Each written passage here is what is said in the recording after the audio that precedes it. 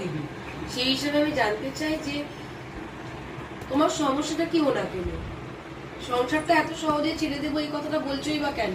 আমি বলছি দিদিভাই ওনার ভালোটাই বা তুমি দেখতে যাচ্ছ কেন? তুমি তো তোমার ভালো আগে দেখবে, আর তোমার ভালো থেকেও দেখবে তোমার সন্তানের ভালো।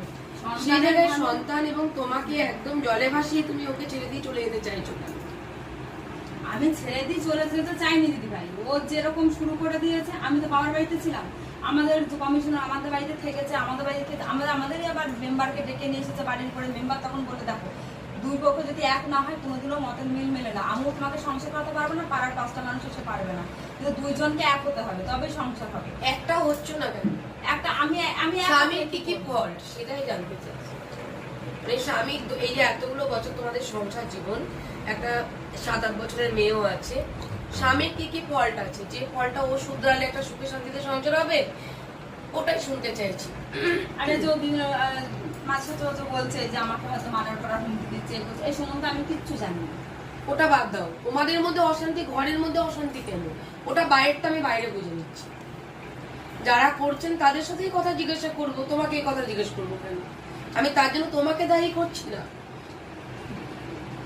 আমি বলছি যারা এগুলো করছেন তাদের সাথে আমি কথা বলে নেবো, ওটা বাইরের সমস্যা বাইরে মিটিয়ে নেবো। ঘরে তোমাদের মধ্যে কি সমস্যা? স্বামী তোমায় খেতে দিচ্ছে না, স্বামী তোমাকে তুমি বলে এবার মারধর করেছে। আমি জিজ্ঞেস করলাম কেন? তুমি কোনো উত্তর দিচ্ছ না।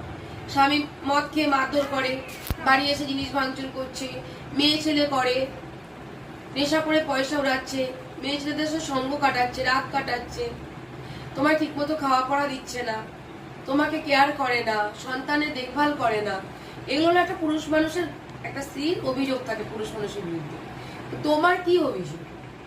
ও তো নিজের মতো এগুলো তো করেই চলেছে, সংসারে কোনো বাজার ঘাটও ঠিক মতন করে না, মেয়েরও ঠিক মতো দেখাশোনা করে না। আমাকে বলে তো বাপের বাড়ি থেকে নিয়ে আয়, বাপের বাড়ি থেকে নিয়ে এসে নিয়ে আসবে, একটা কিছু জিনিসের কথা বললে পরে বাপের বাড়ি থেকে কাটিয়ে দেয়। তো বাপকে আমাকে দিয়েছিল তো বাপের বাড়িতে, আর এমনকি আমার বাবার বাড়ি থেকে সবকিছু সবই চালে, চাল মাল এটা মানে সবই আমি নিয়ে আসি। নাও কেন?